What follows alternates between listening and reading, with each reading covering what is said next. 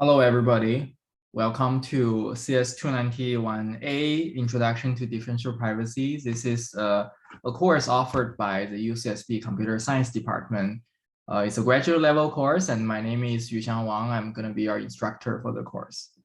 For those who are watching this, this is a recorded this is a recorded video that I recorded separately because during the lecture I forgot to turn on the recording, so I'm recording the lecture specifically for you who missed the lectures and who are in the different time zone and couldn't attend the lecture in person. The attendance was pretty good, so hopefully starting from the next week next lecture onwards, I will be able to record the live lecture that I deliver in the Harold Frank Hall directly to you guys. All right, so that said, the materials and how I'm gonna be covering these materials might be subtly different from the version that I presented in person earlier this afternoon. So bear that in mind, and the pace might be a little slightly faster as well. All right, so let me try if I can write on the board. All right, looks good. Let's get the lecture started. So this course is about privacy. So we start by asking the question, what is privacy? So this is a common English term, and there are many different interpretations of what privacy is. And philosophically, and from the common understanding of the privacy, it is about how we want to keep the information to ourselves. Philosophically, it is different from confidentiality in the sense that confidentiality is about don't tell, and privacy is about don't ask.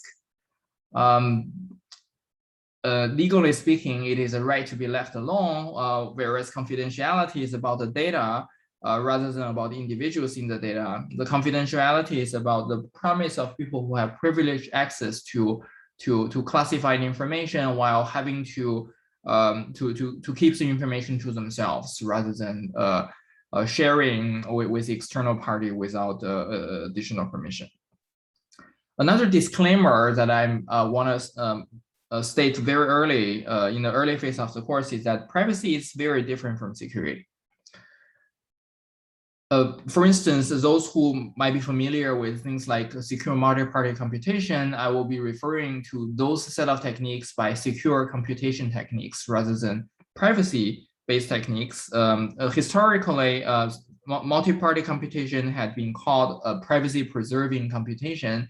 That's an unfortunate historical reason for this, but at least for the specific for this course, when we refer to privacy, we're referring to differential privacy in particular, which concerns the individuals in the data set, and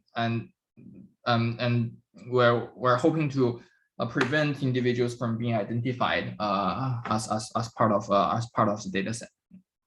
Okay, so another interpretation between to tell the difference between security and privacy is that security is to prevent risks that's incurred due to unintended usage of the system. For instance, somebody hacking into your server and eavesdropping your wireless communication with others and trying to figure out specific information about you. So that's a security problem.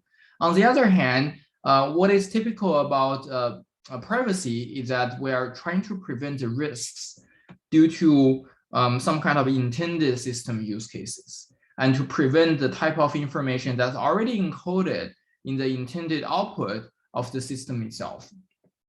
Right, so that might be one way to put it.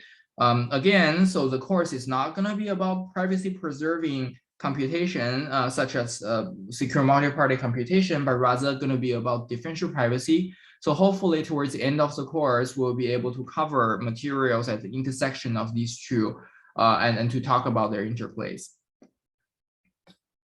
I cannot tell you more about the importance of privacy, but one aspect that I wanted to highlight is that one can typically view privacy as a fundamental basic human right.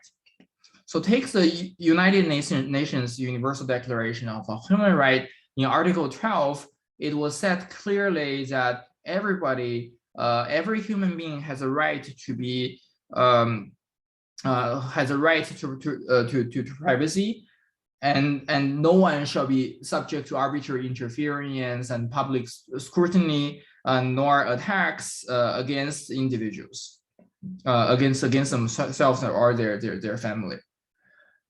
So arguably, privacy is the kind of human right just as fundamental as any other human right that we enjoy as a natural person, like anywhere in the world.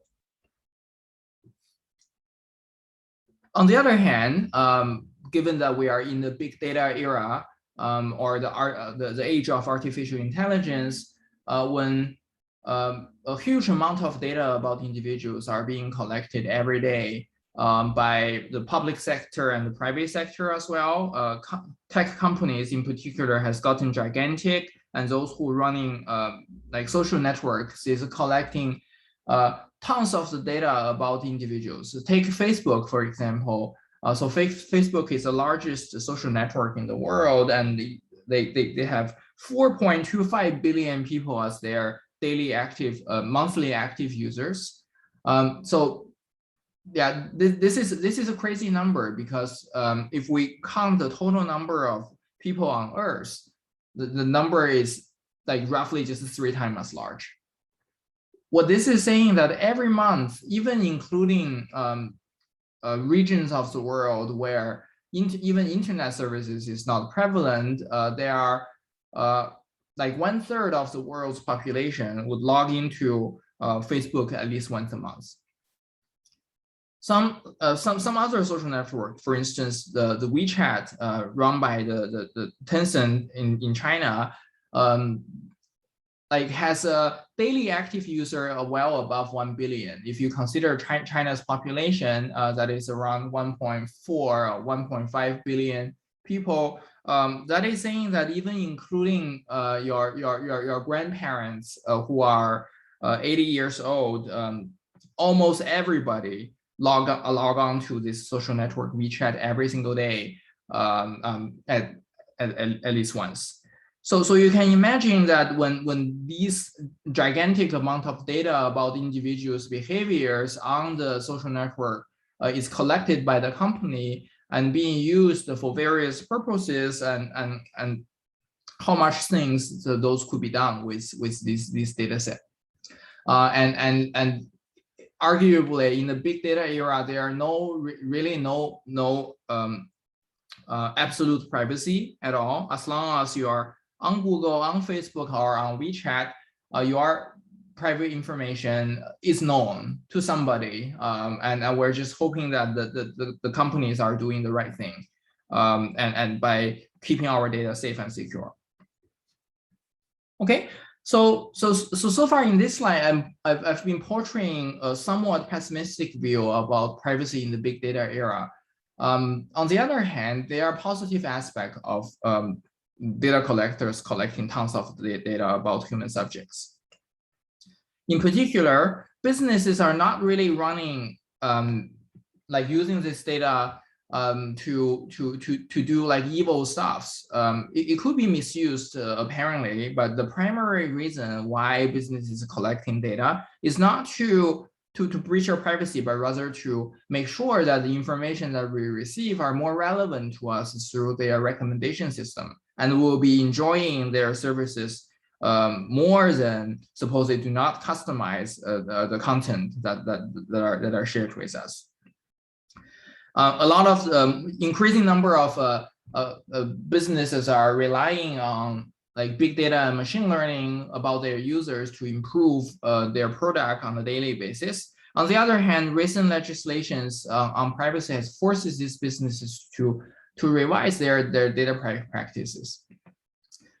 For instance, the GDPR and CCPA rules that in Europe and in California, respectively, like if I decide to tell Facebook that I no longer need your service and you have to delete my personal data, and by law, Facebook is required to delete all traces of my interaction with their website. But like as easy as as Facebook to delete my profile on Facebook and all associated data records that they keep about me, it is really impossible to wipe out all traces according to the law, because many of my data might have already been trained by Facebook into their machine learning based models that are already deployed.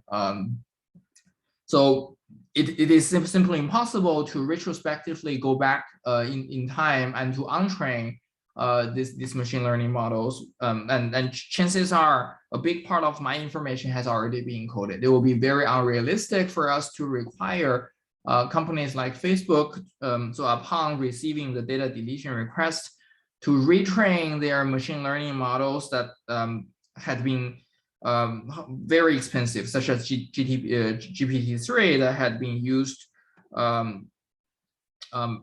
like millions of dollars of resources to create. So what can they do? In addition, the available of the data enables scientists to conduct research projects with good purposes to address some of the world's most persistent challenges that we face. Take clean energy and take renewable energy, for example. In order for researchers to optimize the power grid and understand like how much solar power and how much wind power is needed to support a city, the researchers actually need to understand the supply and demand, and the best way for them to do that is for them to get their hands on the data on the power grid. On the other hand, having those data on the power grid would naturally require them to be able to tell how much power consumption at any given time and each individual household is using. And that is a dilemma that prevents, say, power companies, utility companies to provide this data to researchers. And these privacy laws are increasing awareness, and public concern about privacy has really made data collectors to be more and more reluctant in sharing their data. So we have all these tools that people have developed based on learning, machine learning and big data and data mining techniques. And the issue is that it just becomes increasingly hard to get the data, to get access to the data for researchers in the first place. Besides businesses and researchers, the government agencies are also running into trouble with privacy. So on the left, I put a propaganda picture of a U.S. Census poster during the World War II, and like just take a look at this poster. You can already see that the Census Bureau is trying to collect a whole bunch of information about farmers, about their crops, the values, the number of acres, the amount of livestock, tractors, and other things about how they run their businesses. And these are highly specific information about each farm, and farmers may or may not be willing to give this information away because they might be risking like their competitors know about their business practices and so on. So what the Census Bureau did is to use this tiny fine print at the bottom of this poster to say that the law requires your reports to be confidential, and it is the Census Bureau's a responsibility to make sure that they keep all the data that they collect about individuals to themselves, while publishing only the kind of information that's relevant for individual use cases. So it is required by law in the Title 13 of the United States Code that the Census Bureau cannot publish microdata. So these are individual level survey results from the U.S. Census. Quite interestingly, it is also required by the Constitution that the U.S. Census to report some part of the data that they could collect extremely accurately for tasks such as congressional apportionment. For those who don't know what this is, congressional apportionment is like says that every 10 years we need to count the number of people living in different regions of the United States to decide on the number of seats that each state has in the House of Representations. So often this becomes quite a political issue and quite a political issue. But it is one of the U.S. Census biggest and most important tasks, which really requires accurately counting the aggregate statistics of individuals. On the other hand, are these two goals contradictory to each other? Can we provide strong guarantees against identification of individuals while publishing these required documents and required numbers accurately?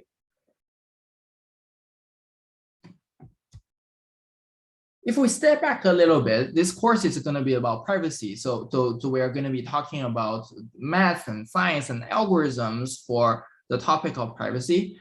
And if you step back and think about it, like it is crazy that this is even a subject of science. Like, do we really need mathematics to study privacy? Like, isn't this just a policy issue? For instance, HIPAA requires researchers when they publish their data set to remove personal identifiable information from the data. Like, can we just do that? And since the personal identifiable information or PIIs are removed, individuals cannot really be identified from the data, right? Moreover, since we're only seeing the aggregate statistics, typically, so when researchers publish their papers, they do not typically include a copy of their raw data. Instead, they're only reporting, say, the number of individuals satisfying certain properties or regression coefficients that's coming out of their study, and sometimes the p-values as well. Are these aggregate statistics okay? Like if so, like why do we need to do additional science and like define privacy in some tricky fashion? Lastly, there are a whole bunch of secure computation techniques, such as secure multi-party computation, that had become increasingly practical computationally. And Google has recently launched their federated learning services. So individual users of Google do not have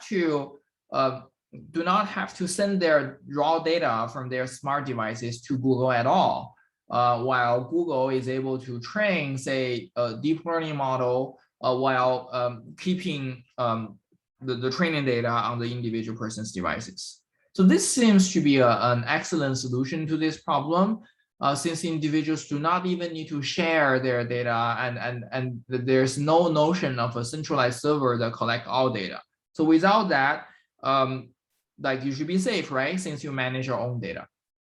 The thing is that these machine learning models has gotten so big now that like just training the model themselves using, say, federated learning techniques doesn't necessarily avoid like other kind of risks that can occur to you by looking at the models and making use of the deployed models themselves. So we'll take a closer look at each one of these three common claims, and then argue that it is actually needed for us to do something more formal for the problem of privacy. So we'll start with the personal identifiable informations. So a couple of years ago, well, yeah, it's actually more than a decade ago, Netflix had this a very interesting competition called the Netflix Prize Challenge that invites researchers to improve their movie recommendation system. Okay, it was a huge success. They are awarding like $1 million to the winner who managed to improve their the performance of their recommendation system for 10%. How they run this competition is to privately and to release a version of their data involving individuals and how they rate the movies that they have seen on Netflix. And this data set is sanitized in a way that there are no personalized identifiable information associated to every record. So users are user 1, 2, 3, 4, 5, and movies are movies are like those titles that are hosted on Netflix. Okay, the issue is that even if you remove the personalized identifiable information in a standard sense, including name, gender, zip code, and so on, the list of movies that you have watched and rated on Netflix, it's a highly personalized information on their own right. Right, so there are so many different movies that you can choose, and it will be difficult to find any two individuals who watch the same number of movies and to watch the same and rated these movies in similar fashions. So it turns out that a group of researchers from UT Austin came up with this idea of connecting the anonymized Netflix data to the publicly available IMDb data, and that allows them to, by just looking at the sparsity pattern, to make inferences about individuals. So for every row of the Netflix data, which contains anonymized individuals and their movie watching records, like in this attack, they basically try to find the closest person in the IMDb dataset who have watched the same the same subset of movies. So even though these two datasets are not really the same, the authors demonstrate that one can like highly reliably and highly robustly determine like which individual is which. Therefore, re-identifying the people in the like almost all individuals in the anonymized Netflix dataset. This puts an end to the second round of the grand challenge of Netflix Prize in 2010, and Netflix had to deal with a lawsuit that's filed by the Federal Trade Organization. More recent instances of this comes from a recent collaborative work between like my group and Evidation Health. So Evidation Health deals with research studies on, for instance, the wearable devices data that's collected on individuals, say Apple Watch or Fitbit. So let's say there's this person, Joe Black, who's an active Apple Watch user, and Joe Black exercises daily, and like he also like participated in a particular research study, like a particular research study, and provided and kindly agreed to provide their data for researchers and doctors to study the relationship between exercising and a particular type of a medical condition, a particular heart disease. What Joe Black also did, besides sharing like sometimes implicitly sharing the daily step data, like he also posted like his excellent performances on Facebook by showing that, oh, I've achieved my weekly goal, and here are like the numbers of my performances like in the past week. Okay, the researchers have finished the study and published a paper about their interesting findings. And in order to make their work more reliable and reproducible, they decided to remove the personal identifiable information and make the data publicly available. This is a legal practice, and people championing open science has been doing that for a long time. So now this like combination of independent events opens the door for an attacker who can take a look at the anonymized research data set, which contains steps and the label of whether this person actually has these heart conditions. And what happens is that even if the access what happens is that it takes like a very few number of like days of step count for the attackers to identify like one individual out of 100 million others by just looking at 6 days of data. So this is true even if we are restricting the access to just last 2 digits of this step counting data. Okay, yeah, if you're interested in this story, yeah, please check out more details about it. So now let's go to the aggregate statistics. Are aggregate statistics safe? So let's consider this example. Say I'm offering this questionnaire to all students who are enrolled in this course. So today is Monday. So students are supposed to submit this questionnaire with a little bit of your information and whether you like Justin Bieber or not. Suppose your music taste is a very sensitive information, then you don't want your instructor, me, to figure out whether you like Bieber or not. On the other hand, like I can view the aggregate information that how many students like Bieber on Monday, and the results return 16, and I look at it again on the next day, on Tuesday, and the result becomes 17. And in addition, besides these two numbers, I also happen to know by looking at the enrollment records that you are the only person who enrolled like between Monday and Tuesday. Therefore, by just looking at two isolated aggregate statistics, then I'm able to figure out that you actually like Bieber.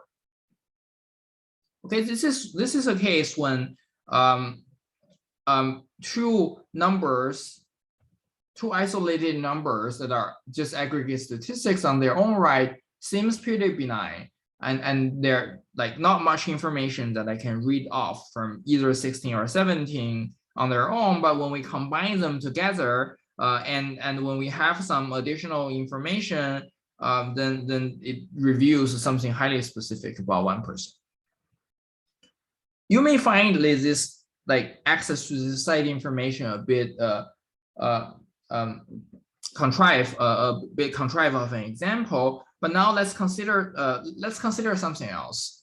Let's say that instead of just seeing this one aggregate statistic, 16 or 17, on how many like Bieber, I also have access to other of your covariates and can ask say questions such as can ask question about the data on aggregate statistics that how many like Bieber who enrolled in our master program, master in computer science program in 2021, who is a female and Hispanic student. So when we ask this kind of questions, and we can ask several of them together. We can ask this question, we can ask Q2 and Q3. Let's say that we are asking like several of these statistics, and let's also say that we know who qualifies by just looking at the record and your demographics, and actually know who qualifies for this criteria. And then I can say that your bit of information of whether you like Bieber or not is X, and the person who sits next to you's information is Y, and the person who sits on in front of you is Z, and these are the unknown information that I like to figure out. But these questions, let's say the Q1, Q2, and Q3, what they can give me is that I know X and Y qualifies for the first question, so X plus Y is equal to 2. For the second question, I can get Y plus Z is equal to 2.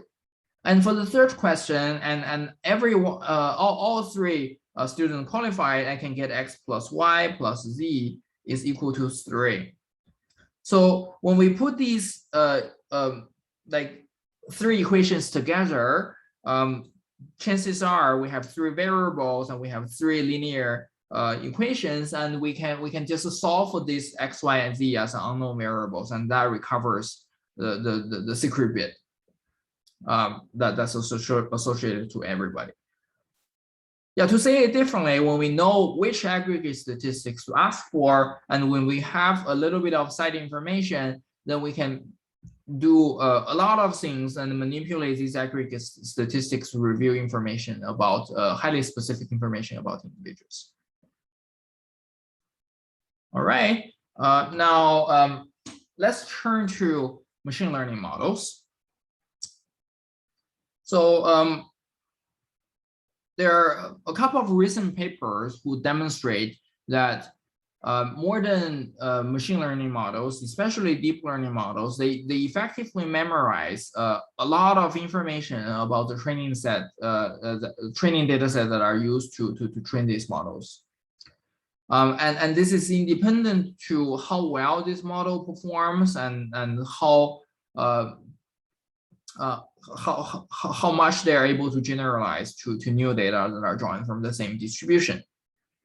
On the left, I'm quoting the abstract of a popular attack called membership inference attack, which requires only black box accesses to already deployed machine learning models, and then try to figure out whether any given individual is used for training used for the training of this model or not. This kind of attacks can be quite harmful if the machine learning model is applied to a sensitive applications such as studying a particular health condition and make predictions about your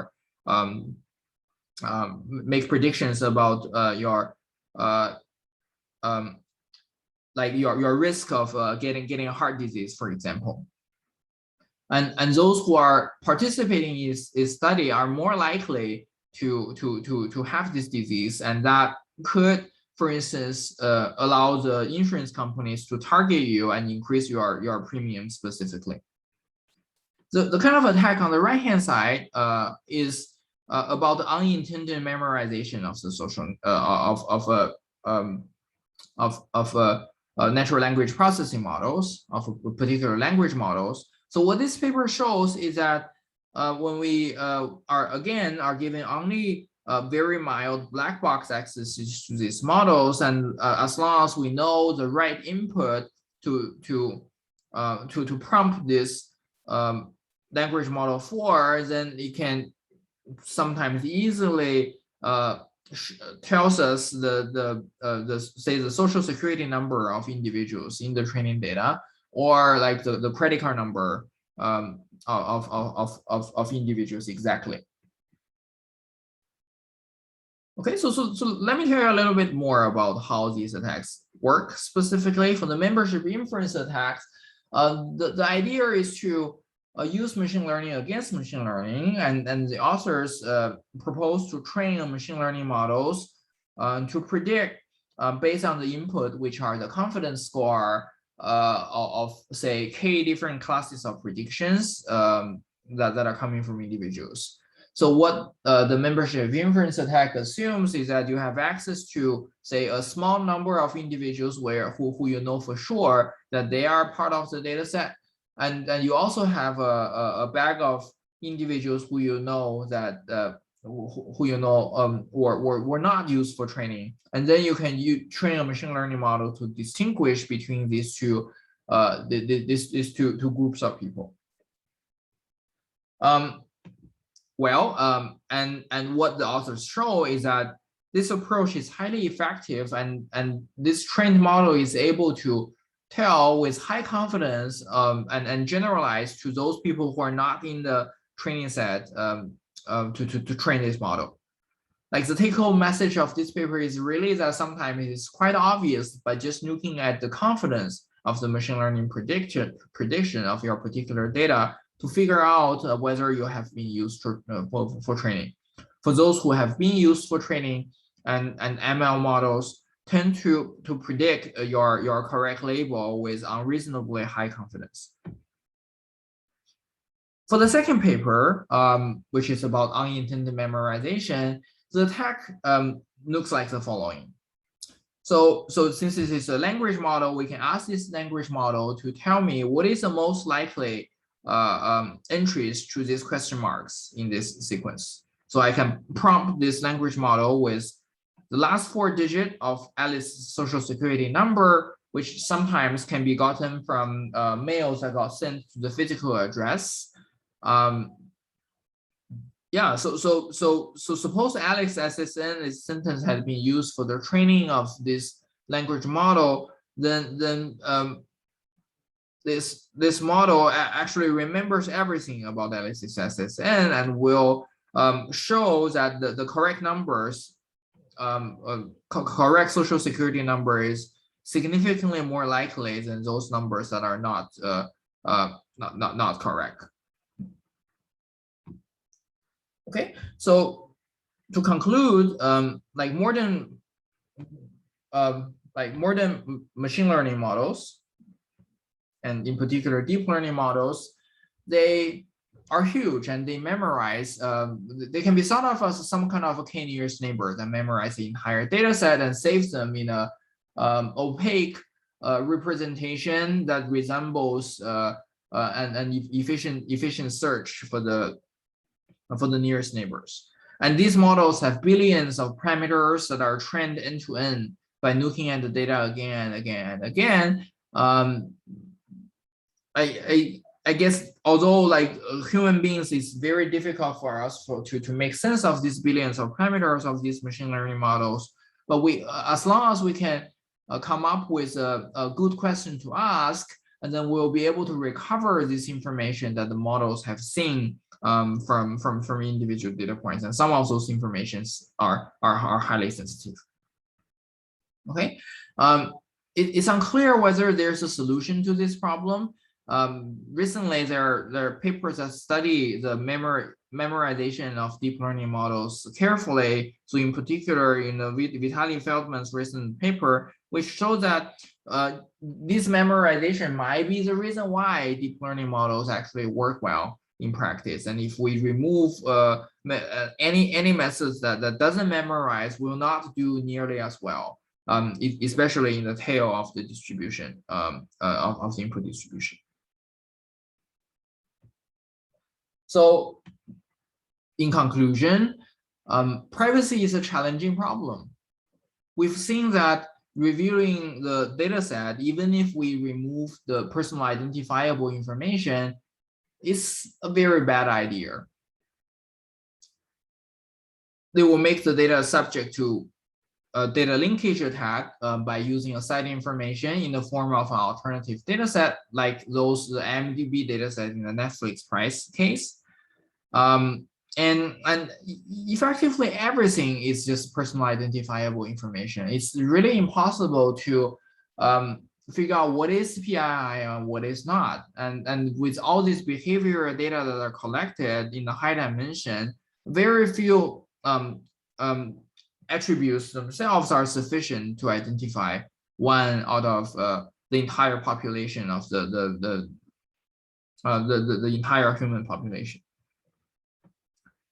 Secondly, we've seen that reviewing at the aggregate statistics of the data set is not as benign as we think, especially when there are site information and when there are multiple aggregate statistics that are reviewed about the data set. These statistics are subject to differencing attacks, which allows very specific information about one individual to be reviewed, even if just like two aggregate statistics are accurately reported. Yeah, we'll talk about an even stronger attack later that generalizes this linear system of equation idea, which says that even if we do not have access to any site information, and even if like we are doing things that are smart by perturbing the output, even if we allow the answers to be reported with some bounded error, then it is still like highly sensitive, and it could like involve like very obvious privacy risks that we can demonstrate like with the topic that we're going to be covering next. Lastly, we've seen that the machine learning models encode information about individuals in the data set. And if we just pass the right input about individuals into these machine learning models, and the machine learning models will tell us a lot about what we want to discover from the training data.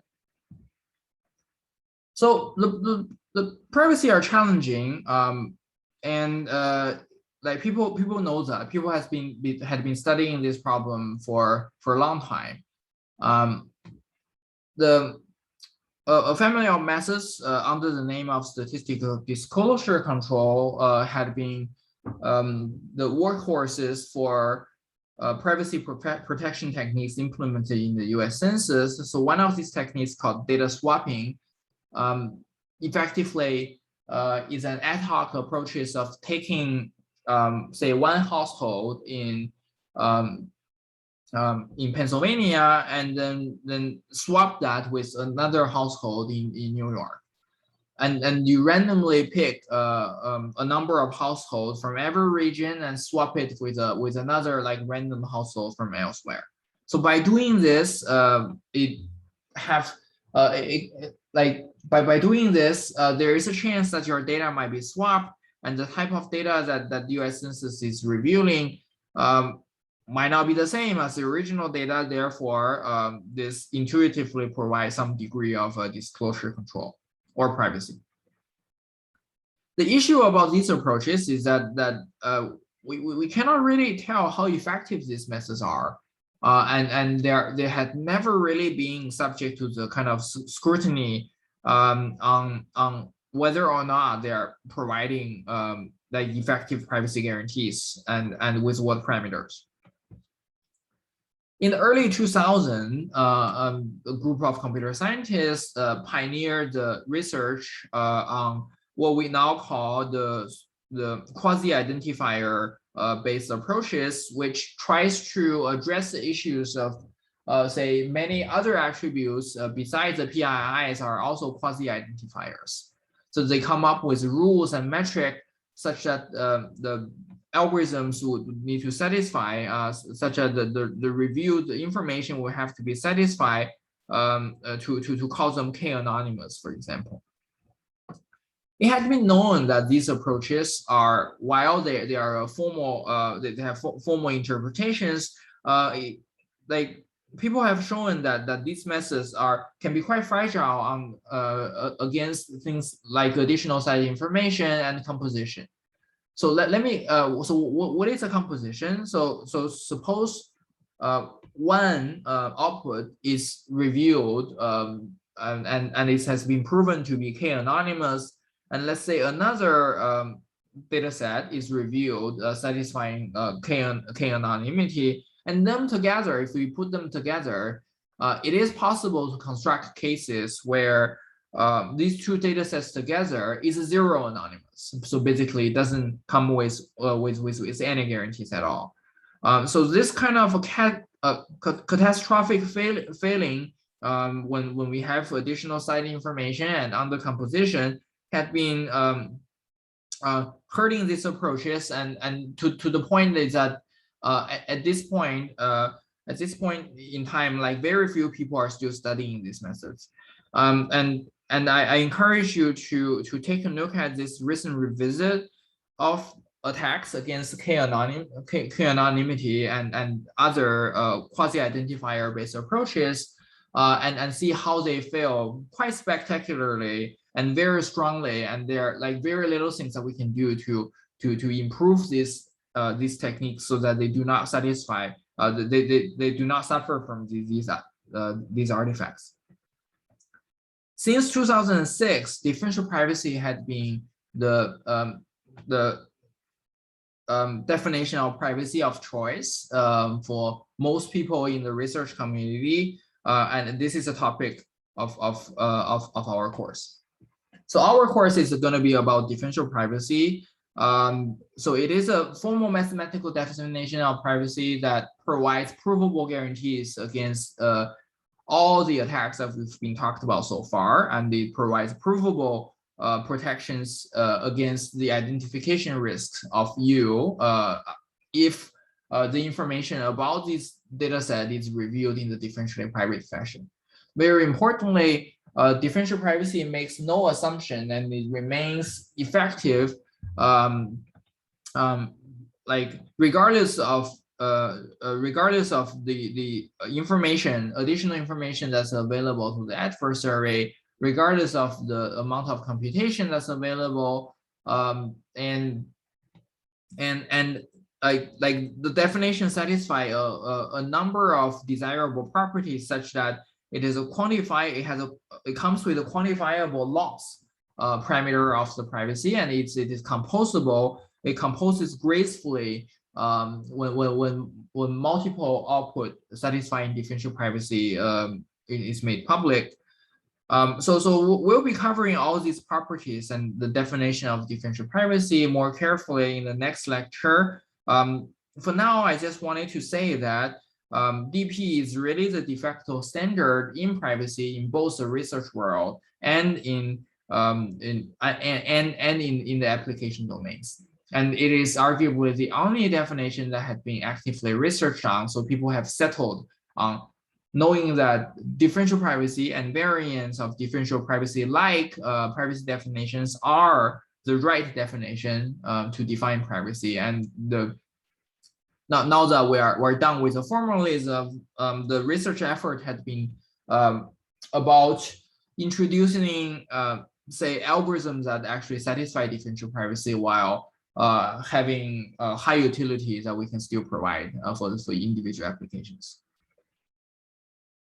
Okay, the inventors of differential privacy have won the 2017 Gordo Prize. This is arguably this is widely regarded as a highest recognition for theoretical computer science research.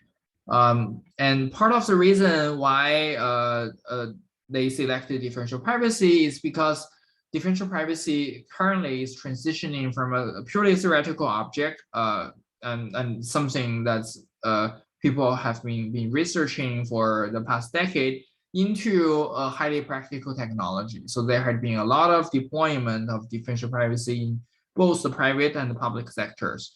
In particular, if you use iPhone, then chances are Apple is collecting your text messages through a differential privacy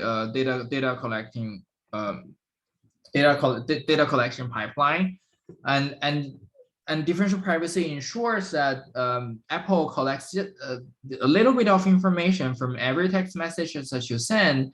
The information is not enough for Apple to recover anything meaningful about what specific information that you send, but it allows Apple to make very interesting inferences with high utility about their user base as a whole. So in particular, Apple is able to tell what is the most commonly used emoji based on based on their differentially private data collection pipeline.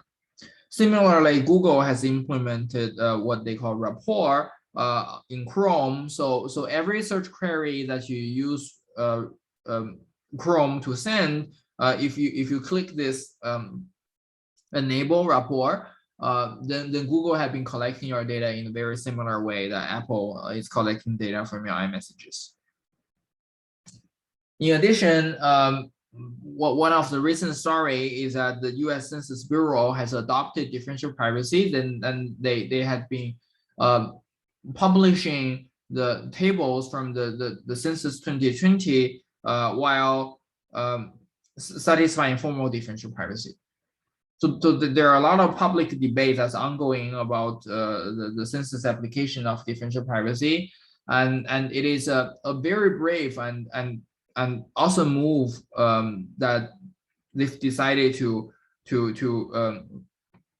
adopt differential privacy, because it is there are a lot of science behind this, and it has been pointing towards DP being the right tool for the U.S. Census Bureau to resolve the dilemma that they're facing, as we explained earlier. Okay, so in this course, I'm going to be covering a lot of different things about differential privacy. So we'll be talking about motivations of differential privacy, including concrete privacy attacks and various type of privacy risks. So that's the focus of today's lecture. We'll be covering the definition of differential privacy and its various alternative interpretations. We'll be talking about the promise of DP and cover various algorithmic building blocks of DP algorithms, so that we can make use of these building blocks to create our own DP algorithms. So we'll also be talking about modern methods in DP that allows us to squeeze out additional utility out of the same differential privacy budget. So these are Renyi differential privacy, privacy profiles, and trade-off function interpretations, and so on. We'll also be more pragmatic and learn how to use an open source tool called AutoDP for state-of-the-art privacy accounting and privacy calibration using these modern methods. A big part of the course will focus on differentially private machine learning. So we'll cover a whole bunch of ideas and algorithms about differentially private machine learning and differentially private deep learning, including those that are data adaptive and can behave better in those cases when the data is nice. The end goal of the course is that by the end of the course, like, you will be able to determine like when DPA is applicable for a particular application. So the differential privacy is not a silver bullet that can be used to address all challenges that we face in the modern era. On the other hand, it is a tool that requires a specific type of applications to work and provide high utility. So you will be able to use theory and like simulation and so on to determine whether it is possible to review anything meaningful using differential privacy for each application separately. You will learn how to design and implement DP algorithms effectively and correctly. And this often involves a mathematical analysis of the algorithm to prove its differential privacy guarantees. So differential privacy guarantees can only be proven mathematically. You cannot empirically evaluate how private an algorithm is. Therefore, it is important for every DP algorithm to come with a document and a written proof that experts can check that this algorithm is actually differentially private. Lastly, since many of you are first-year graduate students, I'm not gonna just be talking about the courses itself, and the privacy related topics itself. So while we cover differential privacy and related algorithms, we'll also be covering a bunch of analytical tools and computational tools that we'll be using like in general, and those tools are things that you will encounter again and again as you continue with your research in computer science and machine learning.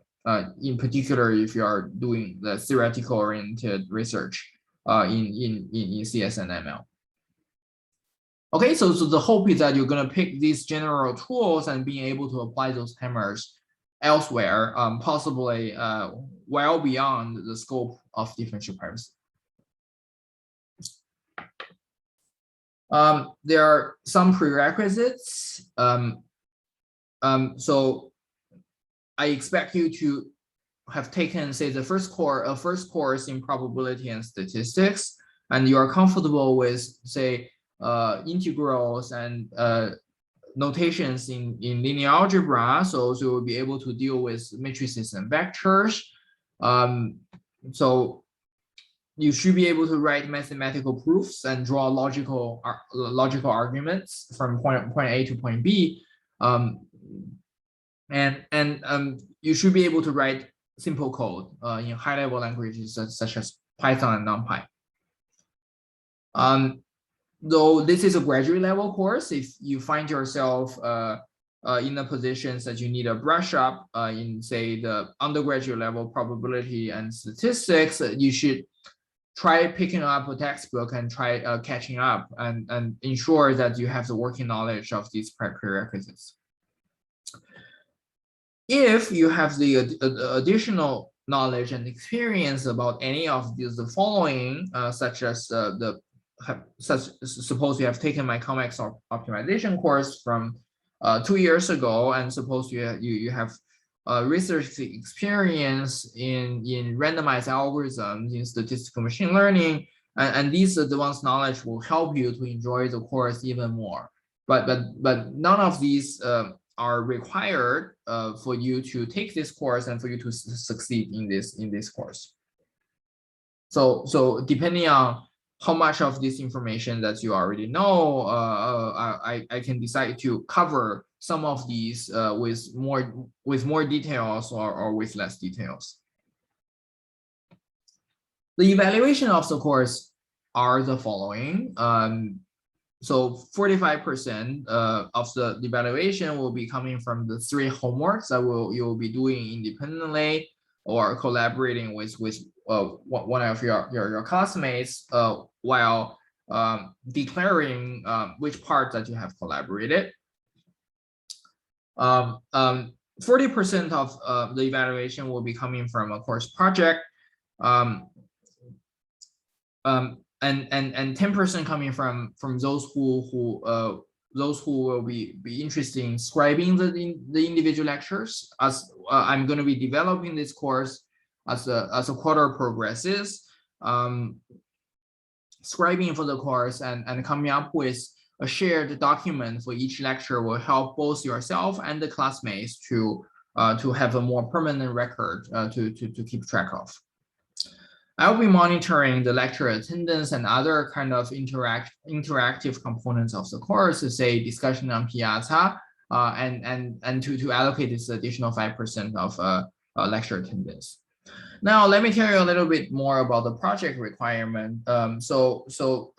Again, since this is a graduate level course, and the purpose of the project is really to try to make it as flexible as possible for you to pick something that interests you and something that's relevant to your own research.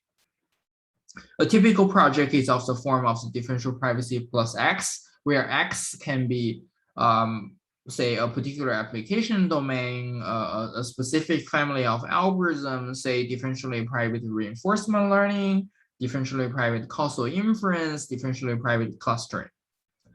And you could like basically just review some of the recent papers, like it suffices to read just one papers carefully and about one particular theoretical aspect of differential privacy and understand its proof.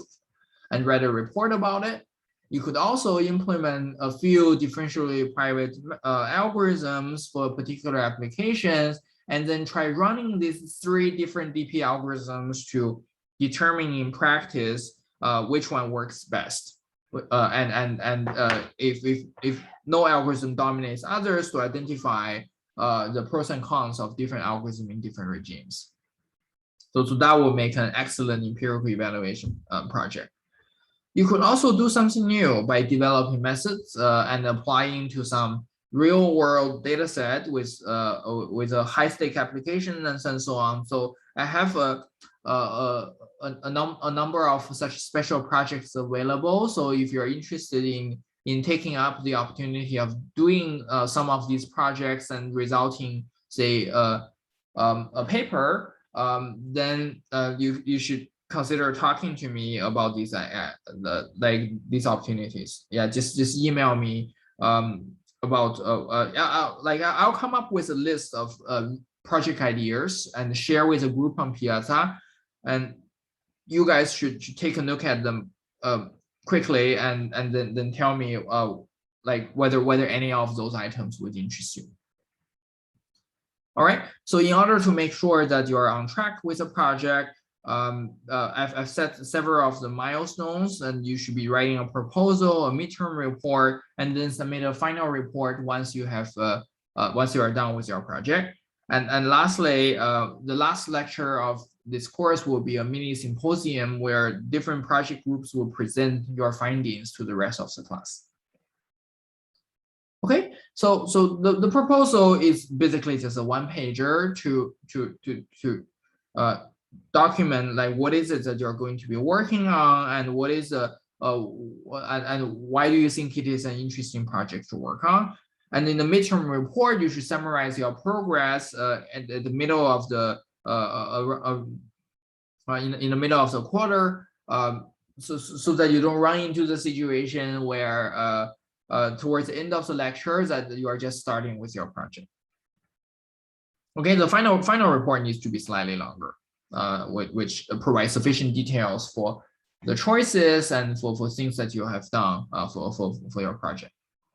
So here's a tentative schedule of the course. I encourage you to review this schedule, but I wanted to highlight that like this schedule is tentative. So as this is the first time I'm covering these materials, it is entirely possible that it will take one more lecture to cover, say, part 1. Then I'll have to maybe drop one of the one's topics.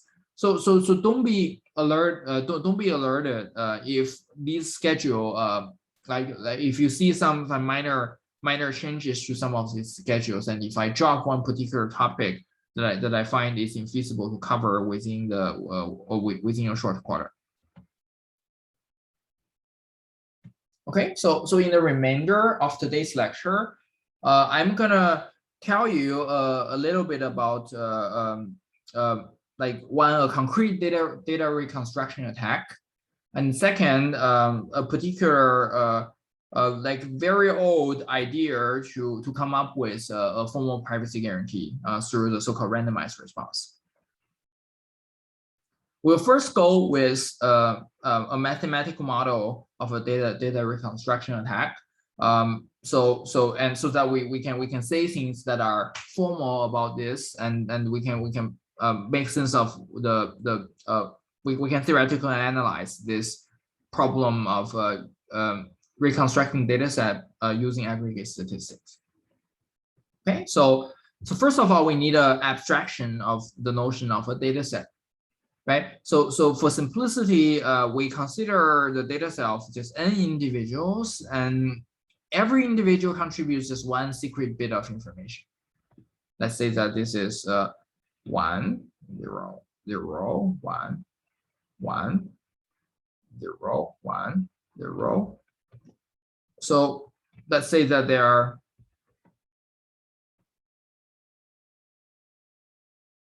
it's a bit vector of length n. So this is our data set. And the goal of the attacker is to somehow figure out this bit of information for almost everybody in this for almost every coordinates. All right.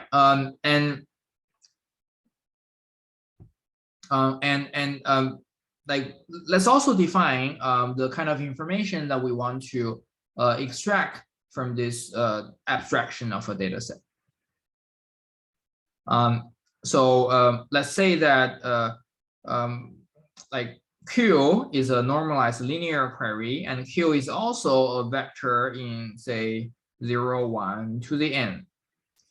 So we say that Q is a normalized linear query if the kind of information that we'd like to get is it's 1 over n, sum of I from 1 to n, Qi. Yeah, let's say that this secret bit vector called dataset is a dataset X, Qi Xi. So this is a like we can also represent this in the linear algebra representation of Q transpose X, or sometimes we use this inner product notation of Q inner product with X, where the inner product is typically the standard standard inner product, and we call this normalized because we're normalizing this by 1 over n. So it's still kind of abstract. So let me give you an example of what Q may look like. Okay, so let's say that Q, yeah, we've actually seen this example. So Q is to mask that selects individuals. Select individual students who are like ECE PhD student, female, also taking NLP, and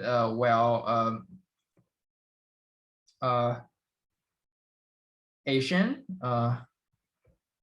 and so on, right? So Q can be selecting a bit vector, selecting every individual within this space of n individuals satisfying these additional qualifiers.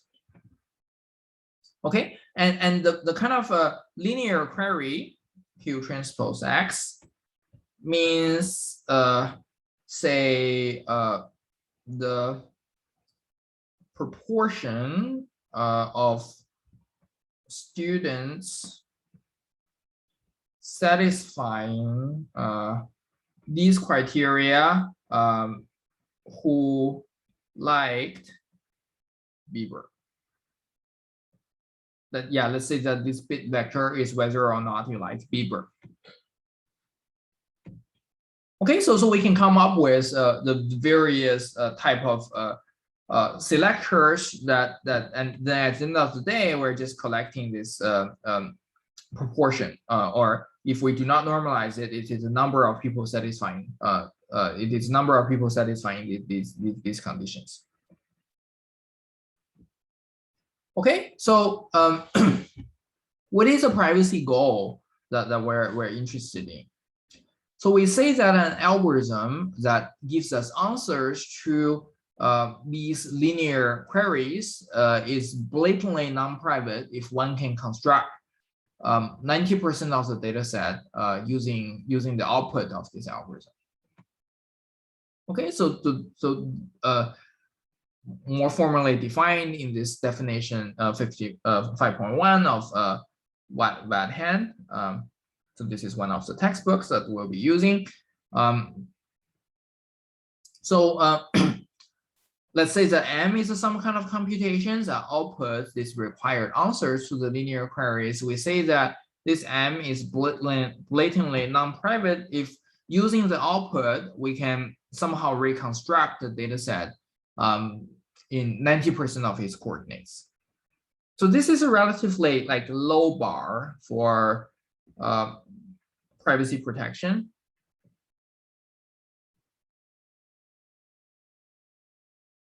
Because like any algorithm that is blatantly non-private, like shouldn't be considered private in under any meaningful definition of privacy. Okay, so we'll show that even if this is like a very low bar that we are trying to achieve, it is already requiring like some like very strong conditions to be satisfied. It is already requiring that no mechanism can provide all the answers like highly accurately. Okay, so we'll consider algorithms that answer, say, a collection of linear queries about the data sets approximately, right? So in this way, we cover mechanisms that are not just naively reviewing the aggregate statistic exactly, but the mechanism can do fancier stuff like adding noise or adding bias or trying to come up with a fixed list of errors. And yes, so basically we allow the mechanism to output something that's only approximately correct. Okay, so now let's talk about the particular reconstruction attack on this data set. So let's say that we have k linear queries indexed by Q1, Q2, Q3 to Qk, and each one of them again is a bit vector that selects the subset of the individuals. So it's a bit vector of length n.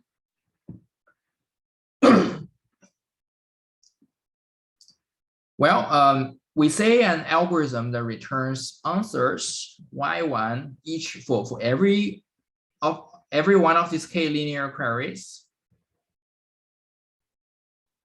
We say an algorithm that receives these answers are alpha accurate if for any I in 1 to k, I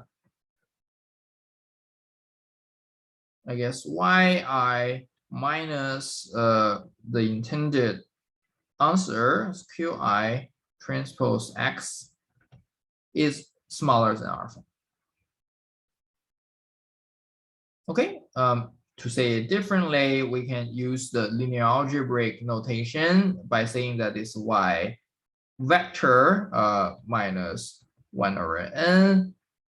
Yeah, so let's define this matrix Q to be the collection of Q1 transpose, Q2 transpose to Qk transpose. And this is a matrix of the size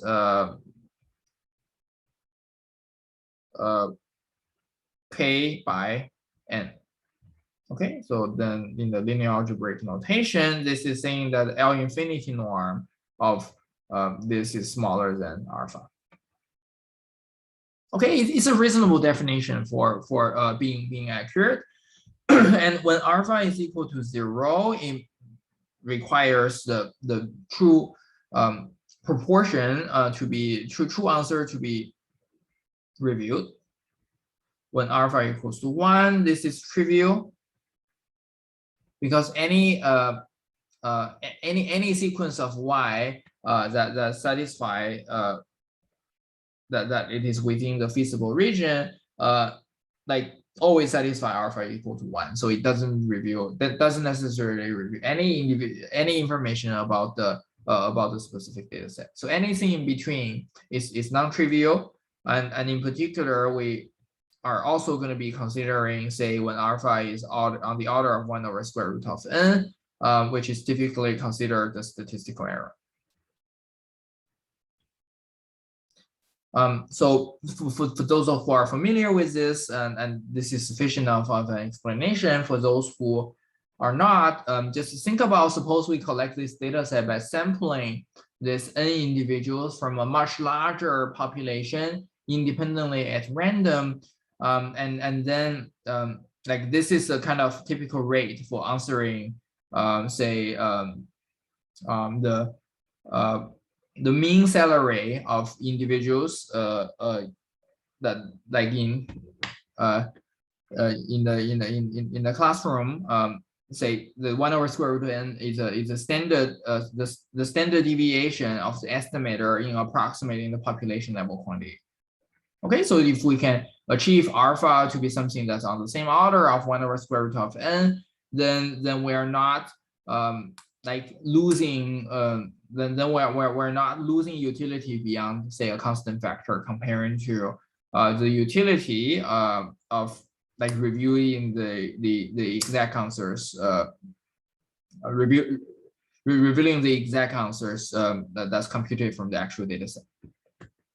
Okay, so now like throughout the discussion, we'll be considering this particular reconstruction attack, which tries to construct a data set that's most consistent with this sequence of answers. So let's construct this bit vector x prime by solving this optimization problem.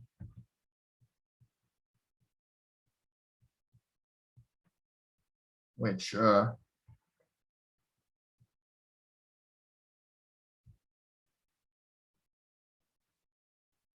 which enumerates over all the queries and their associated answers that are given to us by this algorithm, and just to minimize the L infinity norm consistency of this x prime.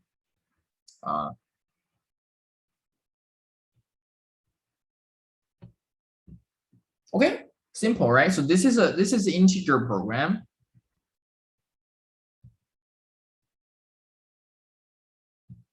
And the goal is to find x tilde such that to find x tilde such that this max error is minimized. So before we go further, so let's make one observation. So I argue that x prime satisfies that the max I satisfies that it is the objective function value of this is smaller than yeah, sorry, I'm missing 1 over n. It is smaller than alpha. Why is this the case? Because we know that there is a candidate solution, right? So x is a solution, is a feasible. So since x prime is minimizing this objective, then it has to do as well as x, and we know that for x, yi said by our conditions on yi satisfy this condition, right? So if the answers are alpha accurate, then it implies that x prime x prime transpose qi is also alpha accurate. So we will be making use this fact in later development of this reconstruction attacks. So the first theorem that we can state about this reconstruction attack is that suppose we require an algorithm to come up with a very strong like kind of answers to all linear queries. So how many are there? So let's enumerate all possibility of these linear queries. So there are 2 to the power of n of them. Okay, suppose we require an algorithm to answer any of these queries up to a constant accuracy. Then this very fact itself implies that the previous attack, which gives us x prime, satisfy that x prime is a blatant reconstruction of the original data set. In particular, this m is blatantly non-private. So it's blatantly non-private. So like let's interpret the theorem. If we choose alpha to be, say, equals to 1 over 40, then this theorem says that when this happens, this x prime must satisfy that it is close to x by 4 alpha. So when we choose alpha to be 40, then x prime minus x one norm. So this is defined as the sum of the errors of individual coordinates. So value I from 1 to n. This needs to be smaller than 4 times 1 over 40 equals to 0.1. I guess 0.1, and therefore blatantly non-private, as we defined before. All right, so that's the interpretation of the theorem, and how do we make sense of this? Using the previous interpretation, we know that the attack x prime that's coming out of this reconstruction attack needs to satisfy that the answers computed based on the answer computed based on this in some sense reconstructed data set is also satisfying this condition that it is close to yi. Okay, so what I'm gonna prove is something that's slightly stronger than just covering this particular x prime. So what I'm gonna show is show for any x tutor such that yq minus q transpose x tutor over n smaller than alpha for any q in 0, 1 to the n.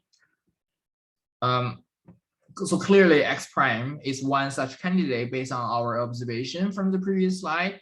But we're going to show that any x tutor such that this happens implies x tutor minus x one norm smaller than 4 of alpha. Okay, so let's try to prove this. So x tutor minus x one norm. So we're gonna like the strategy of the proof is to simply try to bound the following by applying like this condition. And we're going to be constructing specific Q to saying that if we answer like this particular query accurately, which is required by the condition, then it will imply that this x tutor and x needs to be sufficiently close to each other.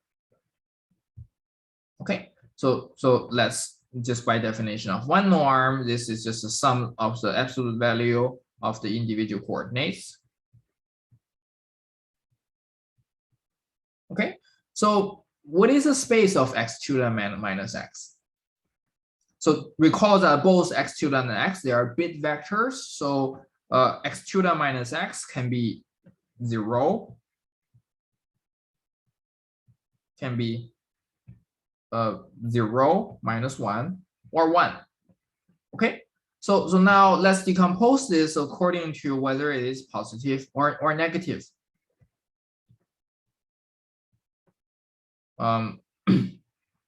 Okay, so if it is positive, then I guess I can add the indicator of x tutor I minus xi is larger than 0. And then I don't need as absolute value because x tutor I minus xi is equal to 1. Now now let me add this the second part of this.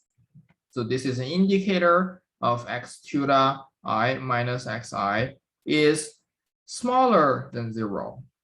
So this is a case when I need to toggle the order of this because xi minus x tutor I thanks to the absolute value. And for the third part, when x tutor minus xi is equal to 0, I don't need to worry about this because for all those coordinates, they're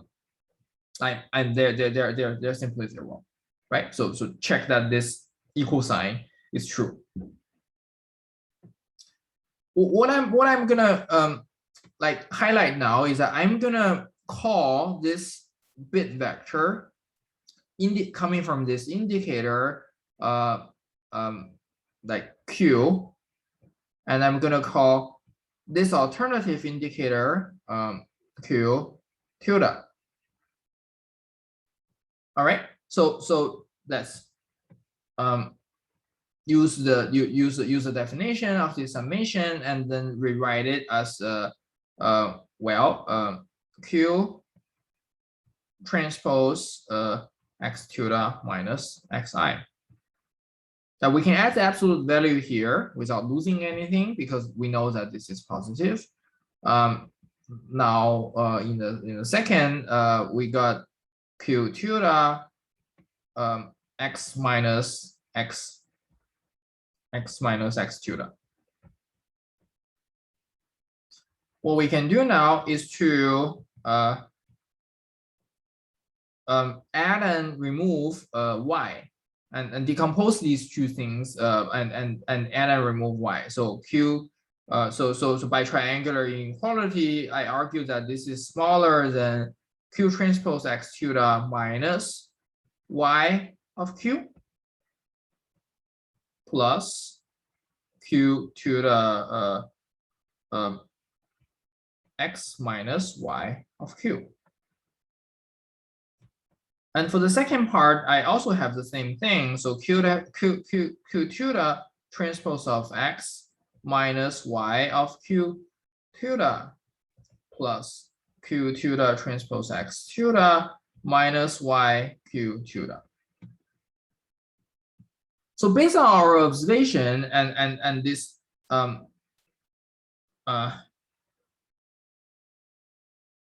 and this condition, yeah, I guess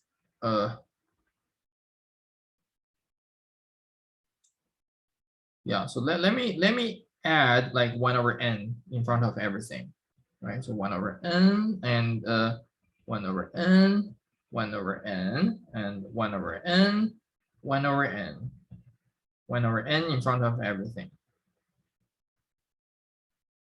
Okay, so that this yq is yq is correct. So this is over n, this is over n, this is over n. Okay, so by our condition at the beginning, x tilde needs to satisfy that if we treat x tilde as a data set and then plug in this q, and for any q, it needs to satisfy that yq is close to this number. Therefore, and similarly, since we know that this yq is sufficiently accurate, is an alpha accurate answers for the original data set as well, and each one of these elements is bounded from above by alpha. So altogether, this is 4 times alpha. So if we look back on this proof, so what we basically did is to for every pair of x tilde and x satisfying a condition that any satisfying the condition that this x prime coming from this concrete attack needs to have, then we can construct a particular pair of queries that coming from the bit vectors that select the differences between x and x tilde. And these differences turns out to allow us to apply the accuracy conditions to show that x tilde minus x is actually smaller than just a constant multiple of alpha. Okay, I hope the proof makes sense to you. So what the theorem is saying that if we require the algorithm to do something that's very strong, to provide a constant approximation to the answers for every possible for every possible combinations of the bit vectors for every linear query, then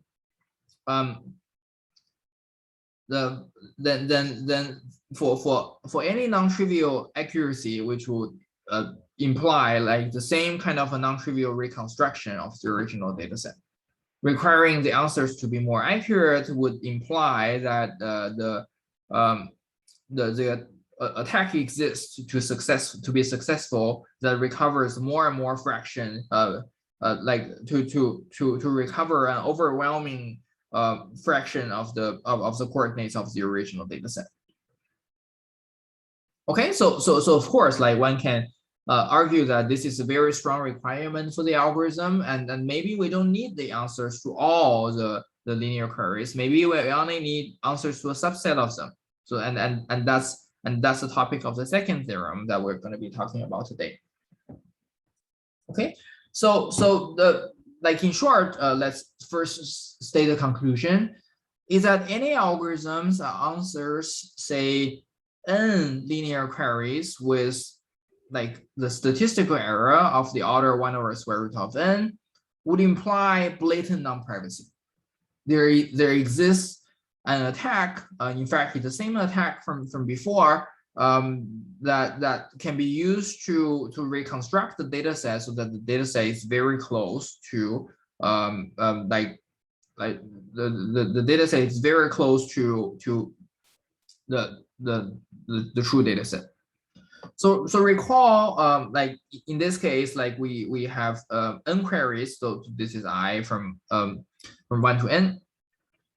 So we're using the same attack, and recall that in our like in our observation that x prime satisfies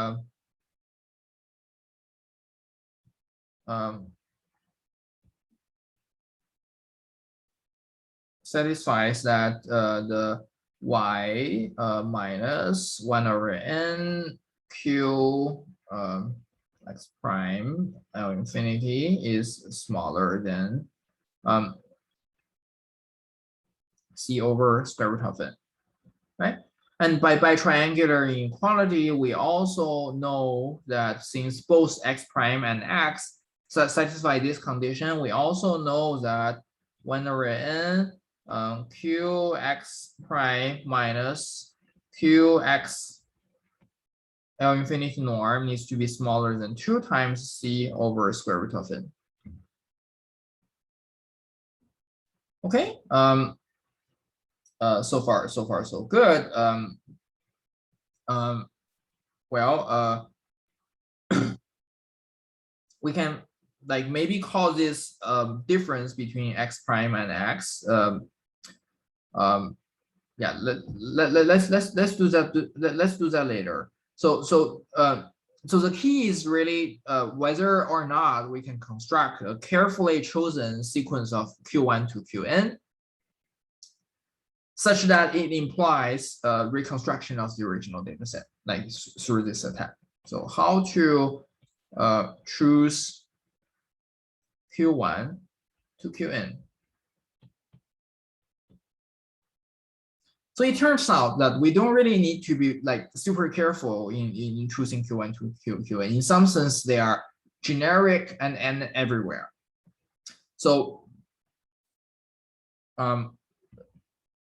choice of in this attack, we'll be just simply using IID at random. In particular, for each one of these Q, say Qi, I'm simply like for every coordinate of this Qi, so I'm calling this Qij, is drawn from a Bernoulli random variable at 0.5. So what this is saying is that for every coordinate of this bit vector Qi, I'm tossing a random coin so that Qij is equal to 1 with probability 0.5 and 0 with probability 0.5. Simple, right? So this is the choice. It's in some sense a random design, and we'll show that this suffices for us to prove this theorem. Okay, this attack suffices, yeah, the actual proof of this theorem is somewhat technical. It involves it involves some technical components that we won't be able to cover today, and it's a bit out of scope for the course as well. But I'm gonna try to explain the proof idea by providing a somewhat detailed sketch of the analysis.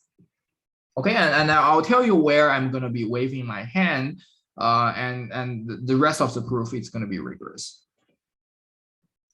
So let's look into this problem a little bit further. So by staring at this attack. So what this attack is basically saying is that well, I'm gonna find these x primes that are consistent in terms of the answers, and it suffices to show that it suffices to show that all x primes that are it suffices to show that if so let me write it down.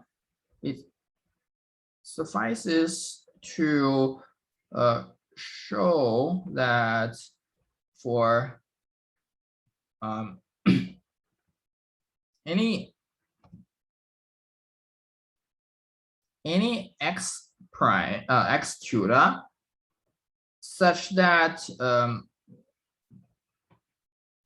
x tutor and x, they are sufficiently different in that sense. It's not a blatant reconstruction of the data, such that this is larger than 0.1 times n, then x tutor doesn't satisfy this condition that we've talked about for this x prime.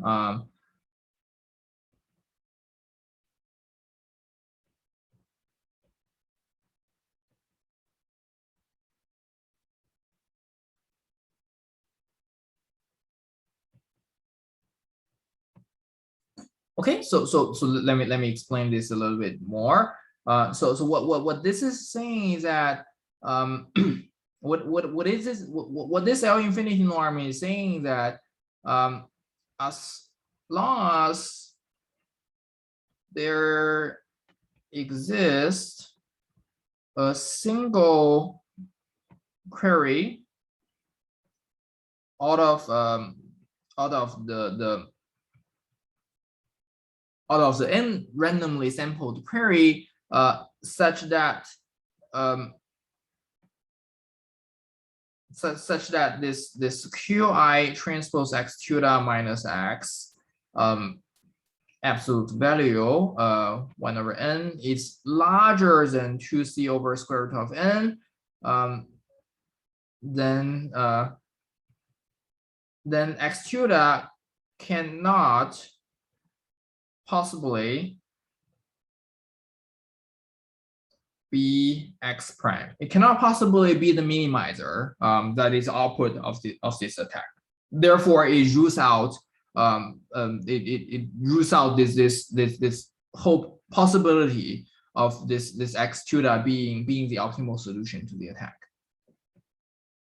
Okay, so notice that all these individual Q1 to Qn, they are IID at random, so they are identically distributed. So we'll consider a fixed x tutor now, satisfying this condition. And what it is saying is that x tutor and x, they differ by at least like 0.1 times n number of coordinates. And then let's work out the distribution of when this condition will be true. Okay, so again, x tutor minus x, let's say the coordinates of this. So let's give this a name. Let's call this difference z. Okay, so zi belongs to 1, minus 1, and 0.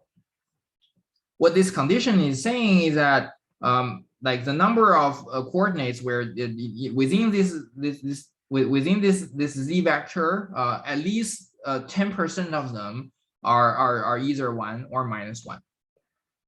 Okay, and and I guess now is Qi transpose yeah, let's just call this Q Q transpose Z, and let's say that Q is independently sampled from this distribution.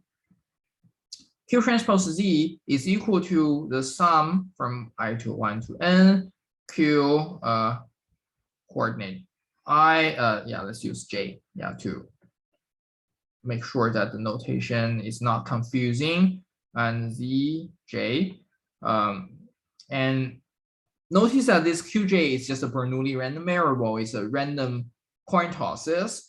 And on the other hand, like ZJ can be positive or negative. So among those ZJ, where ZJ is positive, so we have the sum over J such that ZJ is equal to 1 QJ plus J such that ZJ is equal to -1 and then minus QJ. And when ZJ is equal to 0, there's nothing that we need to do. So I argue that these are the summation of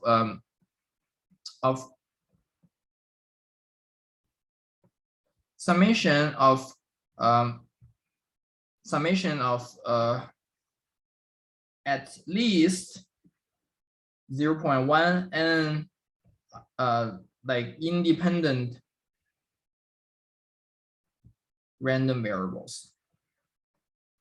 Okay, so they're not really like identically distributed, but they are independent. And for those random variable within the first group, for those variables within the first group, they are like they have expected value of yeah, they are Bernoulli, and for the second group, like they're minus Bernoulli, right? So then we can compute the variance and the expected value of this Q transpose Z. So the expected value of Q transpose Z, and we start with the expected value, is equal to the I guess the 0.5 times the number of J such that ZJ is equal to 1. Okay, number of ZJ equal to 1 minus 0.5 multiply with the number of ZJ equals to -1. Okay, so we know that this EQ transpose Z, this expected value of Q transpose Z, is between I guess 0.05 n and minus 0.05 n and I guess 0.05 n. Okay, and now let's calculate the variance. Since these are the summation of 0.1 n independent random variables, we know that the variance of Q transpose Z is yes, since they're independent, I'm just adding up their individual variances. So this is 0.1 n independent random variables multiply with the variance of this individual Bernoulli random variable, that is 1/4, right? So again, check that the Bernoulli random variable have a variance of p times 1/p. In this case, is 1/4. So in total, this is n/40. Okay. So one last thing that like I wanted to highlight is that since these are independent random variables, and central limit theorem would apply, right? So by central limit theorem, this Q transpose Z up to appropriate like renormalization, since this is sum of like independent random variables rather than the average. So I need to divide that by 1 over square root of n. It converges to a normal distribution of like normal 1 over 4 as n goes to infinity. It converges in distribution to that by the central limit theorem, right? So this is a part that I'm going to be waving my hand on because because the distribution, so it is discrete and CLT is a continuous random variable. But let's continue and see like how we can make use of our observation on the mean and variances of this Q transpose Z to argue about the probability of this event, right? The probability of this event of interest. Okay, let's go to the next page. So let me like draw a little bit of the picture. So what again we wanted to what we're interested in is to have an understanding to bound the probability of Q transpose Z 1 over n Q transpose Z absolute value being larger than C over square root of n. Okay, so we want to lower bound the probability distribution of this quantity. So let's maybe and just now we've seen that this Q transpose Z, it converges to something that looks like a Gaussian distribution with an unspecified mean between minus 0.05 and to so this is a Q transpose V and 0.05 n. Okay, and this is 0. Let's say that there are slightly more negative numbers in Z. So let's say that this is where the value is, and the distribution will converge to a Gaussian distribution that looks like the following, right? That looks like the following, and this is what this distribution is. And we also know that the standard deviation of this, and the standard deviation is roughly like 1 over it's roughly like order of square root of it. Okay, so this is from our calculation just now, because the variance is proportional to n, and the standard deviation is proportional to the square root of it. And what does this like probability? Yeah, what does this probability mean on this figure? It basically says that, well, except for the region, except for this region that is within plus and minus, plus and minus 2c over square root of n. All the other region in this shaded area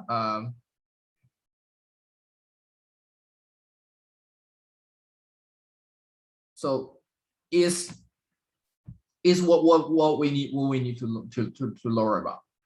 So effectively, this is to say that like we're trying to bound the tail of the two distributions, and even though like we do not know where the mean of this random variable is, it needs to be like somewhere between these two, and arguably like the worst case, the smallest possible value for these two tails would appear when the probability around 0 is the largest.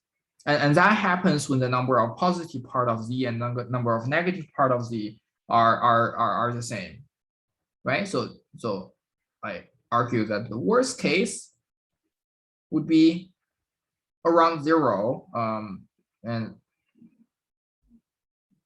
worst case would be around 0. So let me draw this normal again. So in this case, this is a region of bad event, and this is a region of good event.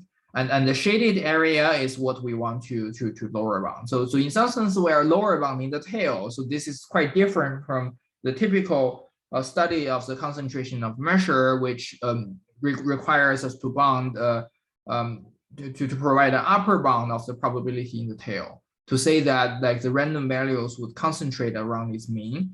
So this is minus 0.05 and plus 0.05 and this is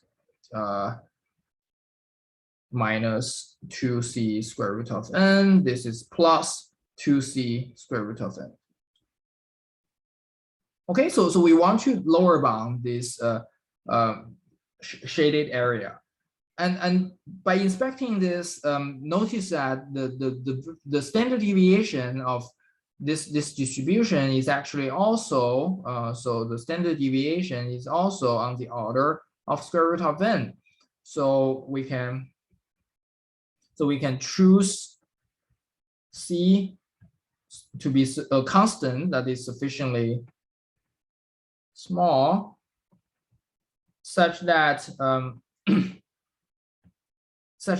p 1 over n, yeah, so let's multiply n on both ends.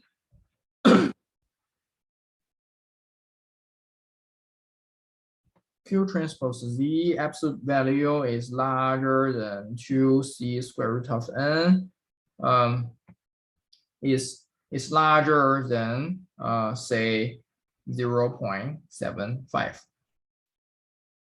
Right, so we don't know specifically which c to choose, but like if you buy like my argument where I wave my hand that this converges to the Gaussian, like from the Gaussian CDF, we can work out the particular choices of c such that the shaded area under the curve is larger than 0.75.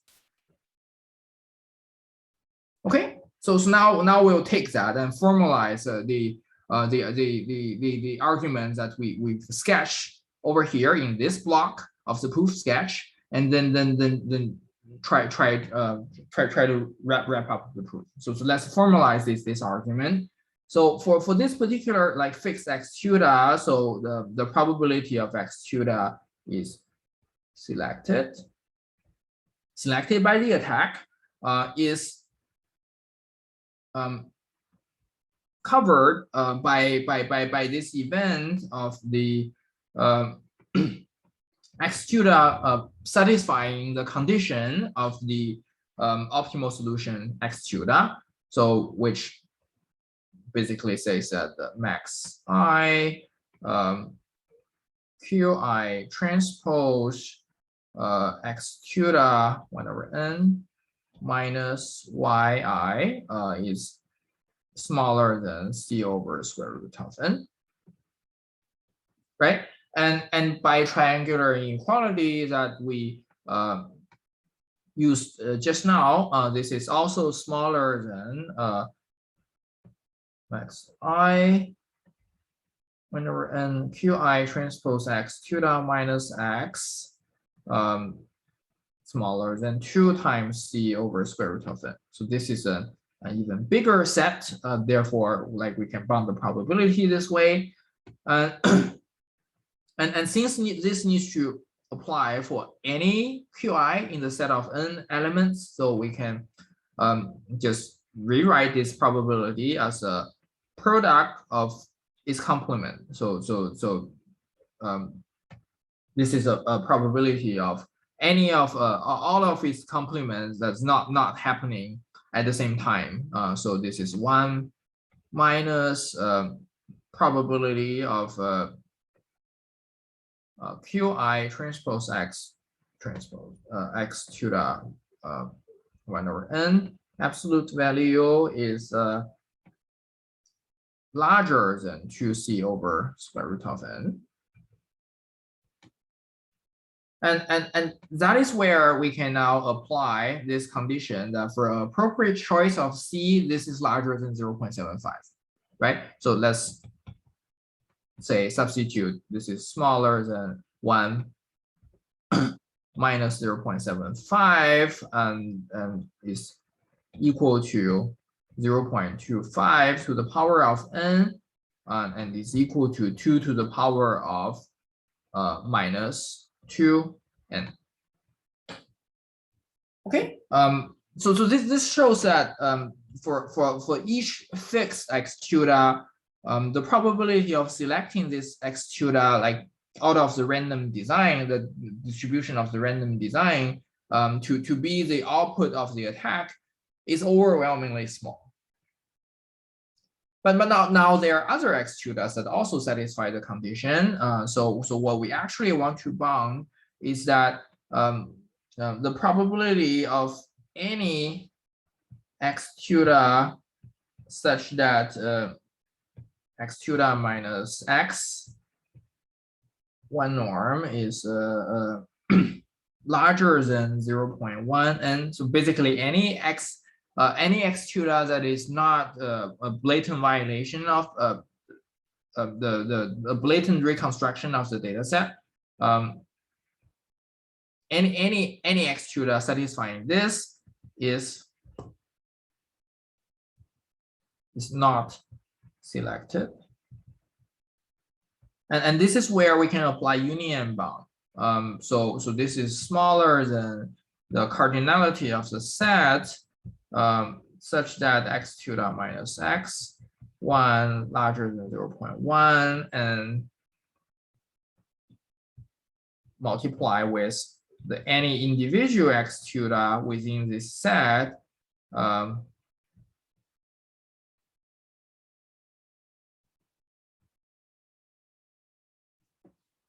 All right, so we can effectively use a very crude bound of this cardinality. So since the total number of data set is 2 to the power of n, so this set cannot be possibly larger than that. So we can simply bound this by 2 to the power of n, and then we can plug in this 2 to the power minus 2n here, which gives us 2 to the power of minus n. So in conclusion, with high probability, the reconstruction attack will output x tutor such that x tutor is a blatant reconstruction of the data set. Yeah, that's the end of the proof. So notice that I waved my hand over here. In lower bounding this shaded area under the curve, and because this is not really Gaussian but rather some like differences of the binomial random variable, and I also wave my hand a little bit for getting this worst case, but intuitively you should see that this argument is correct. And this is not so typical because what this is required is a lower bound of the probability mass in the tail. So this is called anti-concentration rather than the standard concentration, and there are standard techniques that you can use to derive this formula. So I defer the reading of that part of the analysis for you to read the textbook by Salil directly. All right. So as a quick checkpoint, so far by working out this mathematical model of the reconstruction attack, we've seen that like this is something to remember, that any algorithm that answers too many questions too accurately will result in a blatant reconstruction of the data set. And notice that this attack is very intuitive. There are no additional information that's needed. And we're not considering just some specific bit vector x. So the bit vector can be anything, and this applies to any fixed bit vector x. And moreover, we're not like very carefully choosing the design matrix. We are not carefully choosing the payload and the n queries. And these queries are chosen just completely at random, which implies that these are like a highly generic attacks that should apply universally. Okay, so there's one caveat for the kind of attack that we described earlier. So these attacks are not computationally efficient because it requires us to solve an integer program.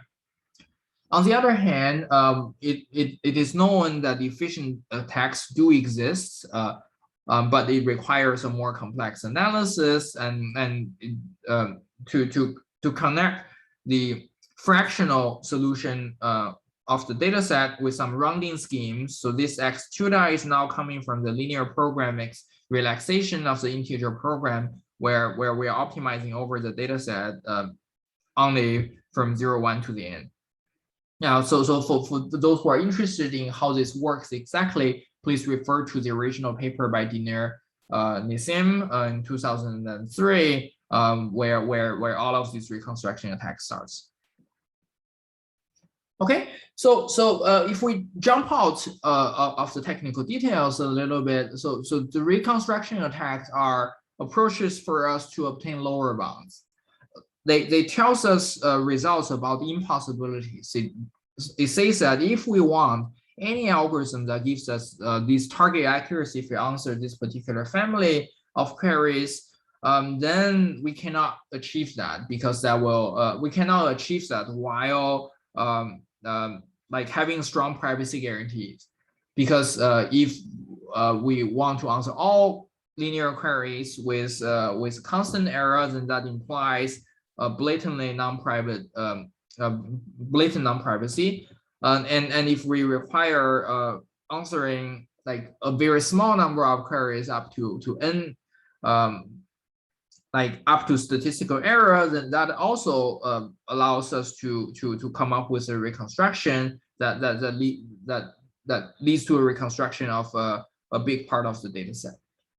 So the question is that what can we still do despite these lower bounds? So these are documented and written with these question marks in this table.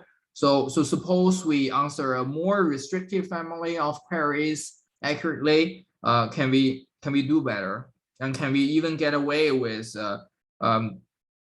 outputting like highly accurate answers that are even smaller than the statistical error?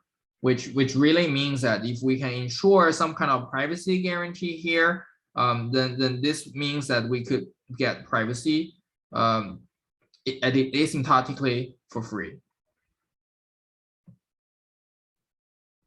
Okay, and it is not even clear whether we can come up with an algorithm based on everything that we've developed so far that matches this lower bound. So there, this lower bound, we don't know of an algorithm that achieves this this lower bound, right? So two things to think about is like whether avoiding blatant non-private. So this is a relatively low bar as we talked about. Like the question is that can we achieve this lower bound while like avoiding blatant non-privacy, but also at the same time ensure a much stronger notion of differential privacy, much stronger notion of privacy guarantees while achieving the same utility in the sense that we can answer like this family of linear queries with the same statistical error. Okay, so those are the questions that we'll be talking about in the next lecture, and we'll also revisit some of these questions as the course progresses throughout the quarter. Okay, to have a foreshadow of what's going to come. So let's talk about like one algorithmic idea called randomized responses that's coming from the 1965 paper by Warner. So let's take a look at these questions that we've been example that we've been using throughout. So who likes Justin Bieber? And notice that the space of the answer is 0 or 1. So like one person per bit. Let's say that we are collecting this data set in a slightly different way. So randomized response is designed to allow individuals to answer questions approximately, so that you do not have to disclose your actual answer, while allowing the data collector to take the data set and then like make valid statistical inferences about, say, aggregate statistics involving all individuals. So in this example, let's say that the data collector is interested in the percentage of students inside in my class who likes Justin Bieber's music, like so I collect data in this specific way. So every individual would toss an independent coin with a probability p larger than 0.5. If we land on the head, then the students submit the answer as is. Otherwise, the students will flip the answer. Like so if she likes Bieber, she'll answer no, I do not like Bieber. Okay, so instead of instead of answering xi, instead of answering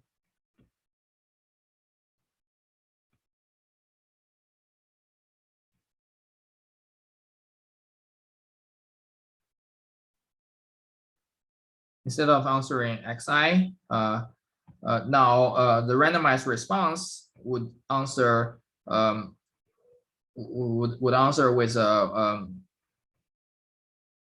random variable yi, where yi is equal to xi with probability p, and yi is equal to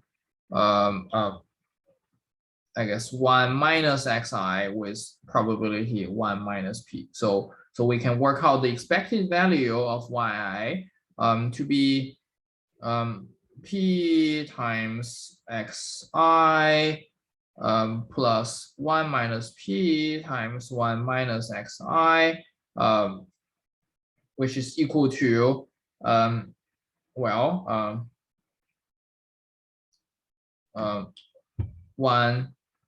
minus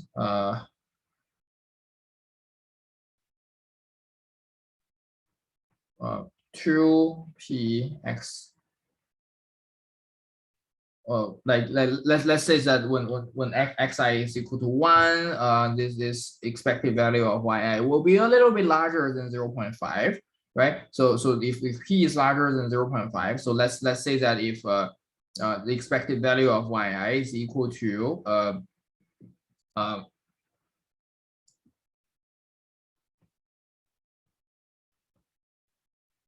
so let me make some additional room for this.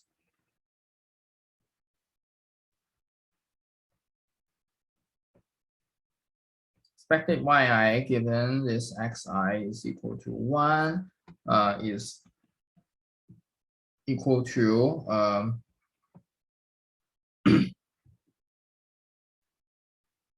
is equal to p plus 1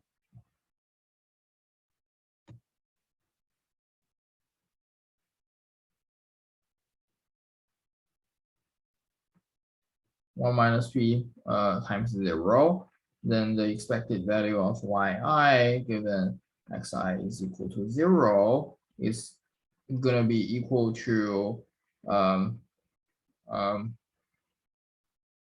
minus p times 1 is equal to 1 minus p.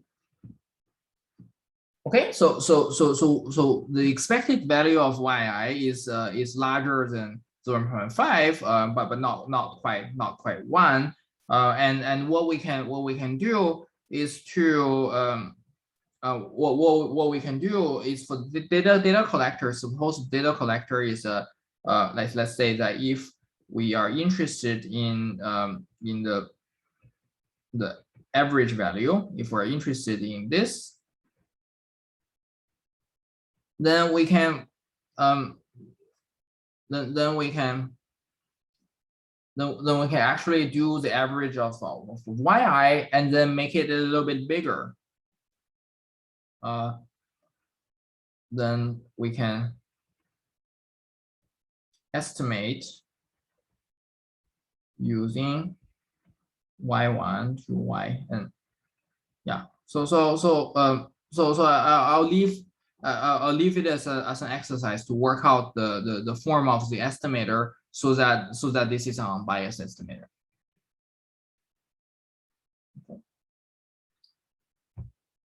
All right. So about the randomized response, we know that it is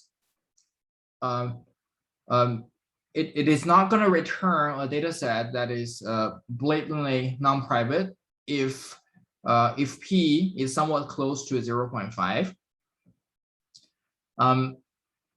We haven't really shown that this suffices to show that it is not blatantly non-private, because there could be post-processing that takes the output of the randomized response and then to improve the error, right? So we don't know whether that is a possibility, but yeah, we'll see whether it will work. It is reasonable to conjecture that randomized response actually protects